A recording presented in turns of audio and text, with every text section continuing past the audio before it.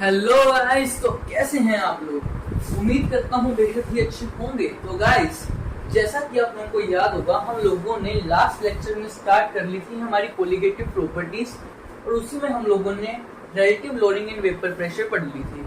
आज हम स्टार्ट करेंगे हमारी सेकंड कोलिगेटिव प्रॉपर्टी, जो है एलिवेशन एंड बॉइलिंग पॉइंट। तो गाइस, होता क्या है, जब हम हमारे पास कोई भी मान लो प्योर सॉल्वेंट है, उसके अंदर हम कोई भी नॉन वोलेटाइल सोल्यूट ऐड करेंगे, तो अब हमने पढ़ा था कि उसका वेपर प्रेशर मेन सॉल्यूशन का वो डिक्रीज हो जाता है। ठीक है। एंड आप लोगों को ये बात पता होगी, जैसे ही वेपर प्रेशर डिक्रीज होता है, हमारा बॉइलिंग पॉइंट है वो राइज करता है। ठीक है। हमें पता है वेपर प्रेशर और बॉइलिंग पॉइंट दोनों एक दूसरे से इनवर्सली ही वेरी करते हैं। तो होता क्या है, मान लो Ts है हमारा boiling point of solution after addition of non volatile solute, and T0 है हमारा बॉइलिंग पॉइंट ऑफ सॉल्वेंट, मतलब प्योर सॉल्वेंट। अब तक हमने इसके अंदर कोई भी नॉन वोलेटाइल सोल्यूट ऐड नहीं किया। ठीक है। तो होता क्या है, जब भी हम कोई भी non volatile solute pure solvent में ऐड करते हैं, तो उसका टेम्परेचर बढ़ जाता है, मतलब उसका बॉइलिंग पॉइंट बढ़ जाता है। तो मान लो वो बॉइलिंग पॉइंट है उसके Ts, और पुराना हमारा बॉइलिंग पॉइंट है T0 प्योर सॉल्वेंट का। तो ये है हमारा एलिवेशन बॉइलिंग पॉइंट, यानी कि बॉइलिंग पॉइंट में थोड़ा राइज आ गया वेपर प्रेशर घटने के कारण। ठीक है। वो है हमारा डेल्टा टीबी से मैं उसे रिप्रेजेंट कर रहा हूँ, वो है हमारा एलिवेशन बॉइलिंग पॉइंट। तो ये कोलिगेटिव प्रॉपर्टी है, और डेल्टा टीबी डायरेक्टली प्रोपोर्शनल होता है मोलैलिटी के। ठीक है। जो बीच में हम सोल्यूट डालते हैं उसकी मोलैलिटी के डायरेक्टली प्रोपोर्शनल होता है। और जब हम ये साइन हटाते हैं तो एक कांस्टेंट आता है जो होता है Kb। ठीक है। इस कांस्टेंट को हम कहते हैं मोलर एलिवेशन कांस्टेंट, या फिर इसे हम कह देते हैं एब्यूलियोस्कोपिक कांस्टेंट। ठीक है। और इसके यूनिट क्या होते हैं, इस मोलर एलिवेशन कांस्टेंट के यूनिट होते हैं केल्विन केजी पर मोल। तो गाइस, इतना नोट कर लीजिए। वेट। तो गाइस, इस फॉर्मूला के अंदर आ रहा है हमारा यूनिवर्सल गैस कांस्टेंट, T0 है हमारा बॉइलिंग पॉइंट ऑफ सॉल्वेंट, 1000 ही है, और लेटेंट हीट ऑफ वेपोराइजेशन है amount of heat required to convert 1 gram of liquid into vapour. तो गाइस, अब हम स्टार्ट करते हैं हमारा एक न्यूमेरिकल, जो है on dissolving 3.24 gram sulfur and 40 gram benzene, boiling point of solution was higher than that of benzene by 0.81 Kelvin। यानी कि ये है हमारा elevation and boiling point।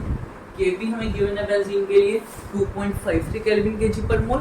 Simple सी बात है, हमें एक मॉलिक्यूलर फॉर्मूला ऑफ सल्फर निकालना है, निकाल देते हैं, क्या ही बड़ी बात है। तो इस केस में मैं सल्फर को सोल्यूट मान रहा हूँ। ठीक है। सोल्यूट हमारा सल्फर ही हमारा सोल्यूट है। ठीक है। इसको मैं B से रिप्रेजेंट कर रहा हूँ, और बेंजीन हमारा सॉल्वेंट, जिसे मैं A से रिप्रेजेंट कर रहा हूँ। ठीक है।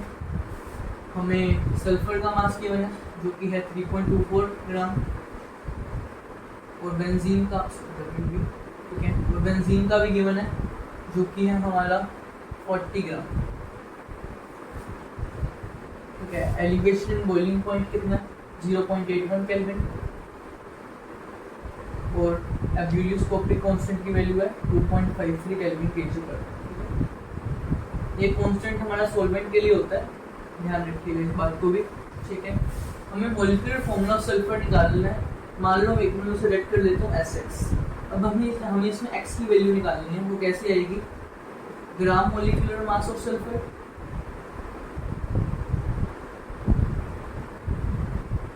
Divided by gram atomic mass.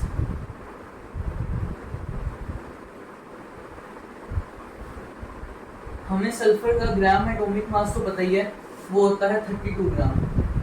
ठीक है। अब हमें निकालना है gram molecular mass of sulphur. वो कैसे आएगा, देखिए, एलिवेशन बॉइलिंग पॉइंट वाला फॉर्मूला लगाइए, जो कि था delta TB is equal to KB into molality. ठीक है। अब मोलैलिटी को हम कैसे लिख सकते हैं, mass of solute divided by gram molecular mass of solute, ठीक है, into mass of solvent divide में पर 1000, अगर ये मास मैं ग्राम में ले रहा हूँ, मास ऑफ सॉल्वेंट, ठीक है, मतलब वैसे ये नंबर ऑफ मोल्स है, मैंने उसको ओपन करके लिख लिया, ठीक है। तो वैल्यूज पुट करो, यहाँ पे इससे हमें एमबी की वैल्यू मिल जाएगी, यानी कि हमारा gram molecular mass of sulphur, ठीक है। डब्ल्यू पता है, डब्ल्यू भी पता है, के भी पता है, डेल्टा टी भी पता है। पुट करो वैल्यूज, जो कि होगी 2.53, ये तो मैं के बी इंटू डब्ल्यू भी, जो कि 3.24 into 1000 divided by molecular mass of sulphur को हमें फाइंड करना है, इंटू 40, ठीक है। और डेल्टा टी भी के बना हमें 0.81 केल्विन, ठीक है। सॉल्व करो, एम बी की वैल्यू आएगी 253 ग्राम, ठीक है, यानी कि हमारे पास आ गया gram molecular mass of sulphur. बस यहाँ पुट करो आपको, जो कि होगा 253 डिवाइड बाय 32, जिसकी वैल्यू अप्रोक्सीमेटली आएगी 8। तो हमारा सल्फर का मोलिकुलर फॉर्मूला हो गया S8, ठीक है। एक बार देख लीजिए या नोट कर लीजिए, ठीक है, इट्स सिंपली मेथड। तो गाइस अब हम स्टार्ट करते हैं डिप्रेशन इन फ्रीजिंग। ये हमारी थर्ड कोलिगेटिव प्रॉपर्टी है। क्या कहती है, सुनो ध्यान से। जब हम किसी भी सॉल्वेंट के अंदर नॉन वोलेटाइल सोल्यूट ऐड करते हैं, तो जो से हमारे सॉल्वेंट के पार्टिकल्स हैं वो एक दूसरे से थोड़ी दूर चले जाते हैं। दूर जाने के कारण अब उनको फ्रीज होने के लिए, यानी आपस में पास आके इकट्ठा होने के लिए और ज़्यादा टाइम लगेगा, ठीक है, जिसके कारण उनका फ्रीजिंग पॉइंट डिक्रीज कर जाएगा, ठीक है। मतलब हमें और कम टेम्परेचर देना पड़ेगा उससे हमारा लिक्विड सॉल्यूशन है उसको फ्रीज करने के लिए, ठीक है, यानी कि फ्रीजिंग पॉइंट कम हो गया, सिंपल, ठीक है। उसमें आप मान लो T0 है हमारा पुराना फ्रीजिंग पॉइंट ऑफ सॉल्वेंट और TS हो गया हमारा फ्रीजिंग पॉइंट ऑफ सॉल्यूशन। तो डिप्रेशन इन फ्रीजिंग पॉइंट क्या आएगा, T0 माइनस TS, ठीक है। ये हमारा फ्रीजिंग पॉइंट ऑफ सॉल्यूशन और ये है हमारा फ्रीजिंग पॉइंट ऑफ सॉल्वेंट, ठीक है। तो बिल्कुल उसके जैसे ही है हमारे पुराने मोलर मतलब एलिवेशन इन बॉइलिंग पॉइंट के तरह, ठीक है। जैसे ही उसके अंदर आया था हमारा मोलर एलिवेशन कांस्टेंट, ऐसे इसके अंदर भी आएगा मोलर डिप्रेशन कांस्टेंट, ठीक है। इसमें भी जो से डेल्टा टीएफ होता है वो डायरेक्टली प्रोपोर्शनल होता है मोलरिटी के, और जब हम हमारा ये प्रोपोर्शनलिटी साइन हटाते हैं तो एक कांस्टेंट आता है जो होता है KF, ठीक है। KF है हमारा मोलर डिप्रेशन कांस्टेंट, ठीक है, या फिर हम इसे क्रायोस्कोपिक कांस्टेंट भी कह सकते हैं। क्या, क्रायोस्कोपिक कांस्टेंट।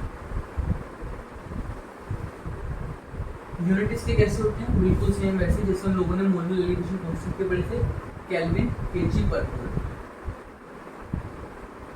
और इसकी वैल्यू किस चीज़ की इक्वल होती है, KF की RT0 square divided by 1000 into latent heat of fusion.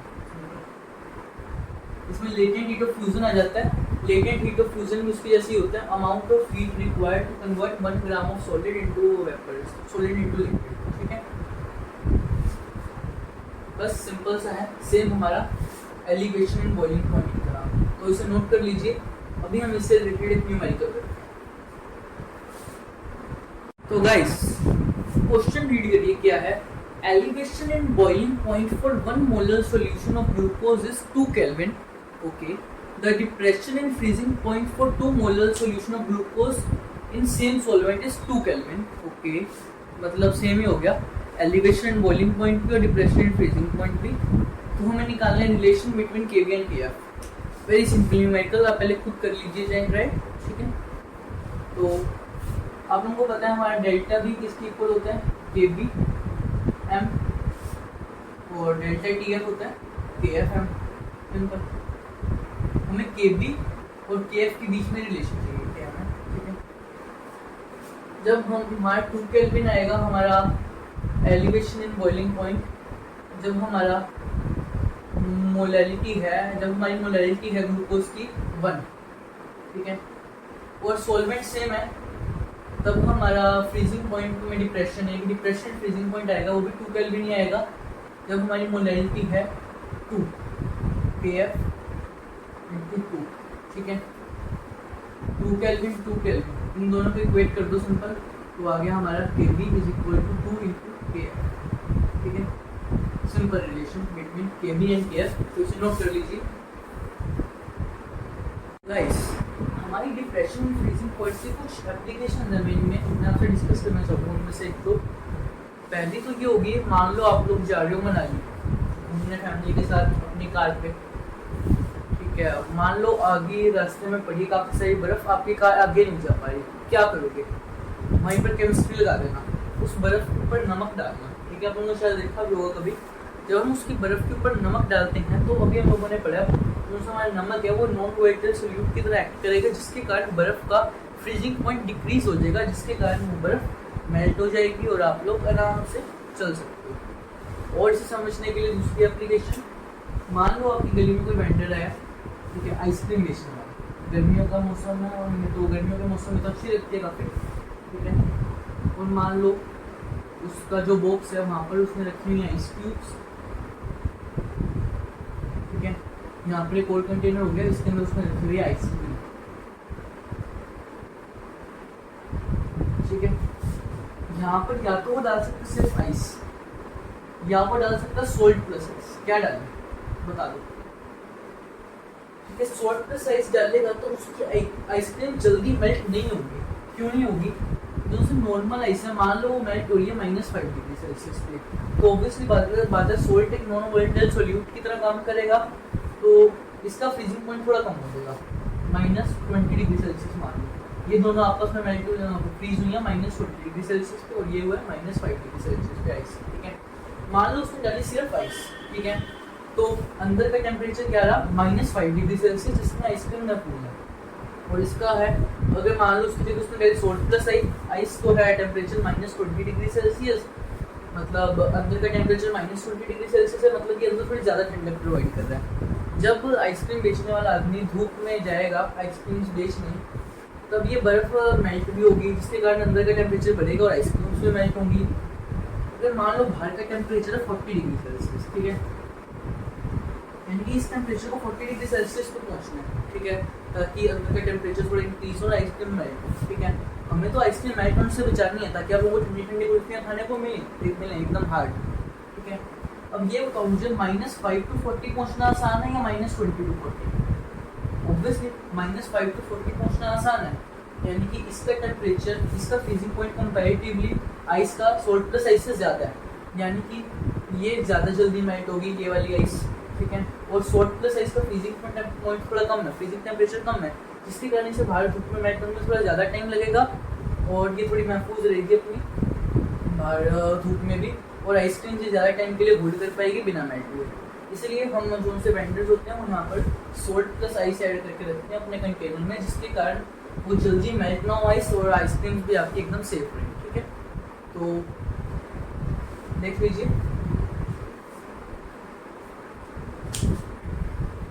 तो गाइस अब हम लोग स्टार्ट करते हैं हमारी फोर्थ कोलिगेटिव प्रॉपर्टी जो है ऑस्मोटिक प्रेशर। उससे पहले समझिए ऑस्मोसिस क्या होता है।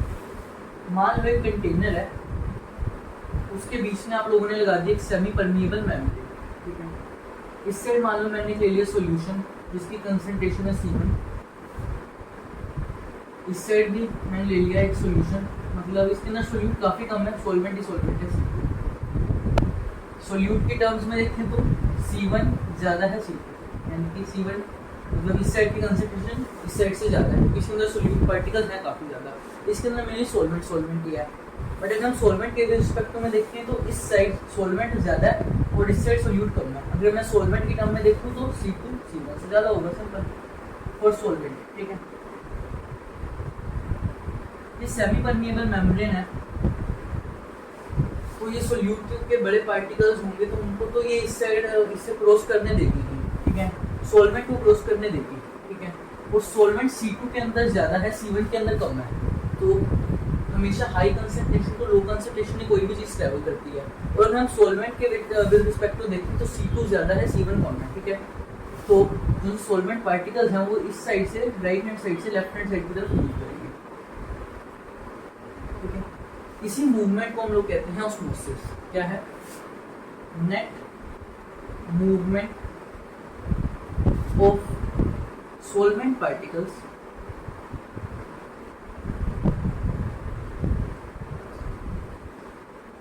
from low concentration to high concentration। अभी आप लोग कहोगे सर अभी आपने कहा था चीजें high concentration to low concentration travel करती है, बट गाइस देखो जो कंसंट्रेशन होती है वो मेनली सोल्यूट के टर्म्स में लेते हैं और सोल्यूट सीबेट के अंदर जाता है, इसलिए मैं सोल्यूट के टर्म्स में ले रहा हूँ, ठीक है। So net movement of solvent particles from low concentration यानी कि इस साइड से सोल्यूट की कंसंट्रेशन कम है लेकिन सॉल्वेंट तो ज्यादा है ना, from low concentration to high concentration through a semi permeable membrane is known as osmosis, ठीक है। तो ये हमारा बेसिक्स है ऑस्मोसिस। और जो सी मैंने बोला यहाँ पर हम लगाते हैं सेमी परमिएबल मेम्ब्रेन, ठीक है। इस सेमी परमिएबल मेम्ब्रेन की दो टाइप की होती है, एक होती है हमारी नेचुरल, एक होती है आर्टिफिशियल। आर्टिफिशियल में हम ले सकते हैं सेलोफेन या फिर Cu2 FeCN6, ये हमारी best artificial semi permeable membrane है। और नेचुरल में हम ले सकते हैं पिग ब्लैडर, गोट ब्लैडर, ठीक है।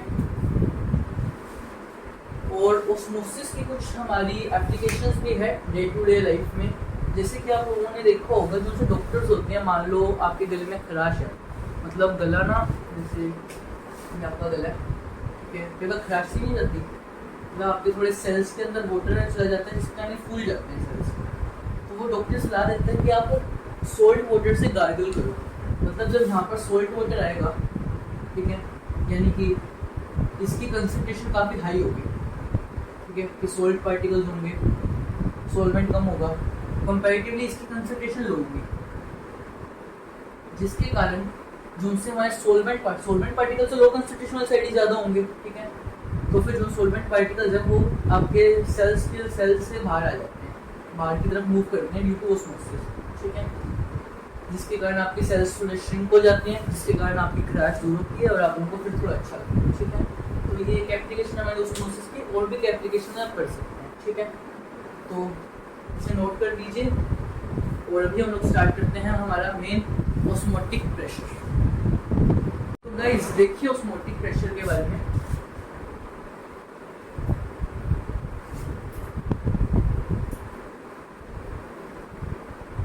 होता कुछ ऐसा है,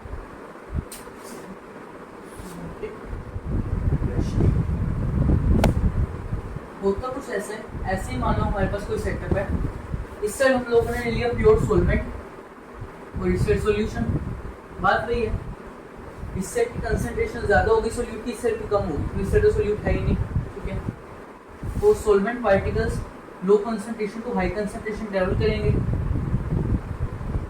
तो इस साइड क्या होता है, हम एक प्रेशर अप्लाई करते हैं सॉल्यूशन वाली साइड जिसकी कंसंट्रेशन ज़्यादा है, ठीक है, यहाँ से प्रेशर अप्लाई करेंगे जिसके कारण net movement of solvent particles एक बार रुक जाएगी, हम यहाँ प्रेशर अप्लाई करेंगे जिसके कारण सॉल्वेंट पार्टिकल्स की मूवमेंट रुक जाएगी, ठीक है। तो हम मिनिमम कितना प्रेशर अप्लाई करें कि सॉल्वेंट पार्टिकल्स की movement from low concentration to high concentration रुक जाए, उसे हम कहते हैं ऑस्मोटिक प्रेशर। तो क्या है ऑस्मोटिक प्रेशर?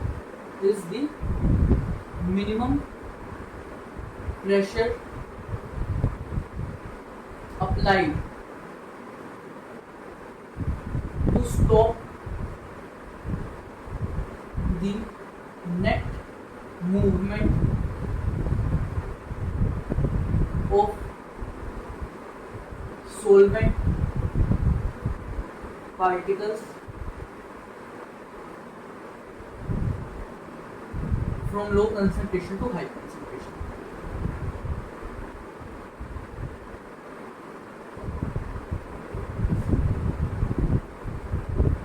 ठीक है, मतलब हमने बस उतना ही प्रेशर अप्लाई किया जिसके कारण इसकी मूवमेंट रुक जाए, कुछ भी ना हो, एकदम स्टेबल हो जाए हमारा सिस्टम। और अगर मान लो हम लोगों ने प्रेशर अप्लाई कर दिया ऑस्मोटिक प्रेशर से ज़्यादा, ठीक है, इस साइड हम लोगों ने ऑस्मोटिक प्रेशर से ज़्यादा अप्लाई कर दिया तो क्या होगा?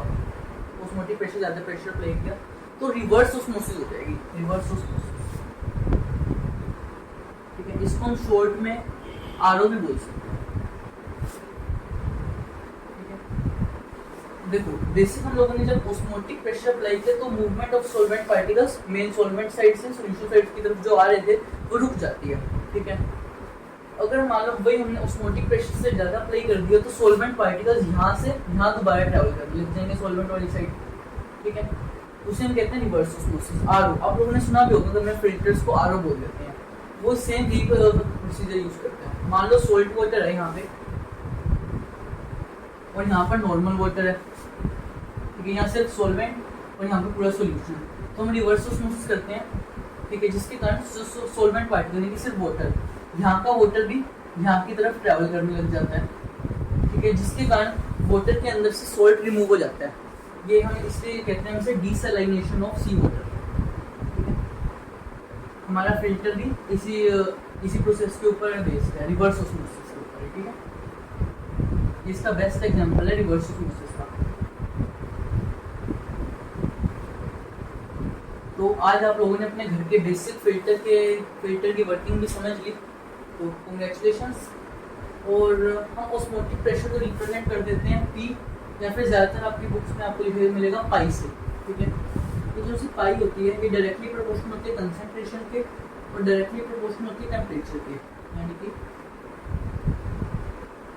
जब हम साइन ऑफ प्रोपोर्शनैलिटी हटाते हैं तो एक कांस्टेंट आता है जो है आर, वही हमारी यूनिवर्सल गैस कांस्टेंट।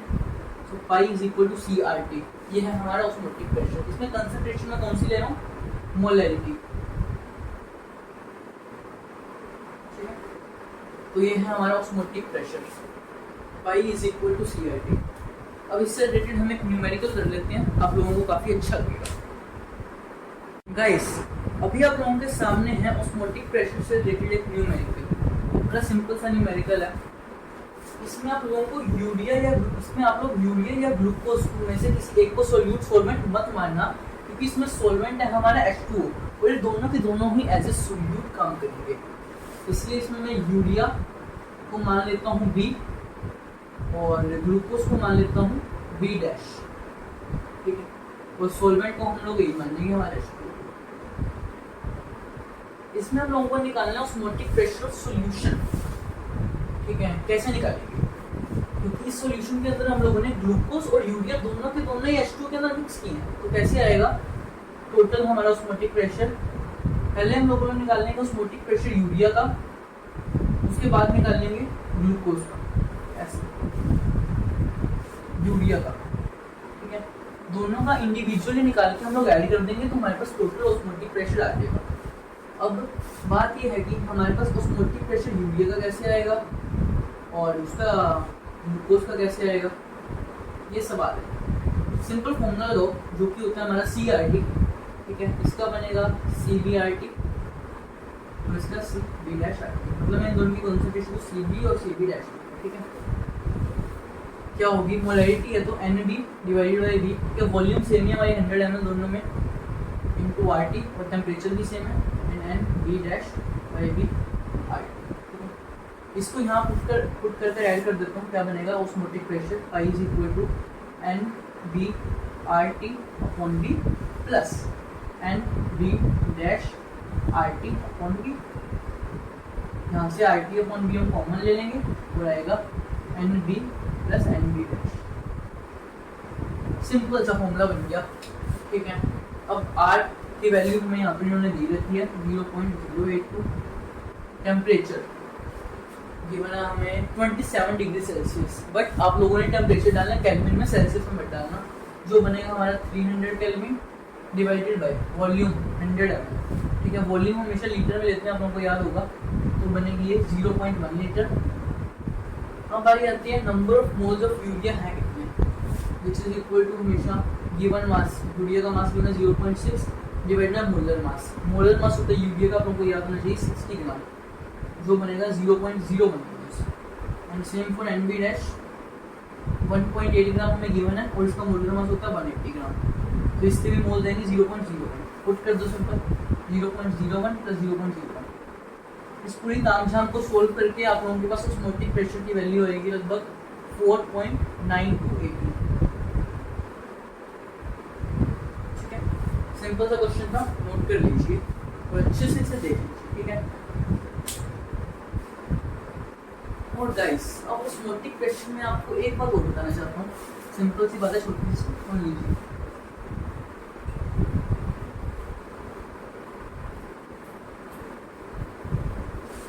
तीन तरह के सॉल्यूशंस होते हैं।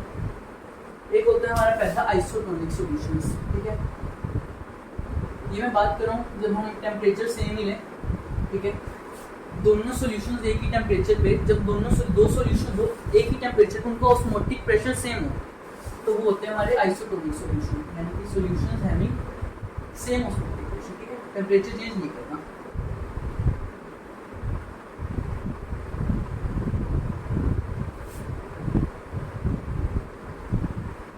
ठीक है, यानी कि मान लो दो सॉल्यूशन है ए और बी, ऑस्मोटिक प्रेशर ए का भी सेम है, बी का भी सेम है, दोनों का इक्वल ही है, ठीक है।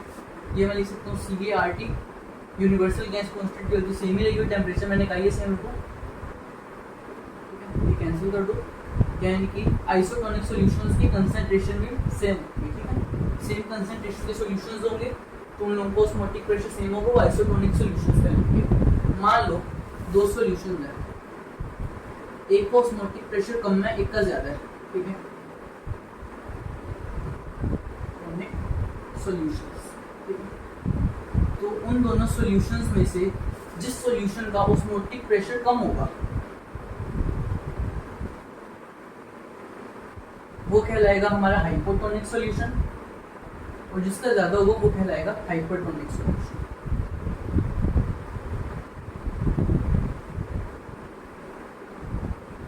नोट कर लीजिए, सिंपल से ये तीन तरह के सॉल्यूशन होते हैं, आइसोटोनिक, हाइपोटोनिक, हाइपरटोनिक, ठीक है। तो गाइस आज के लिए बस इतना ही, मिलते हैं हम आपसे एक नई वीडियो में। तब तक के लिए थैंक यू, आप लोग यहाँ पर आए, बड़ा अच्छा लगा हमें, ठीक है, दिल से थैंक यू। एक स्माइल भी ले लो।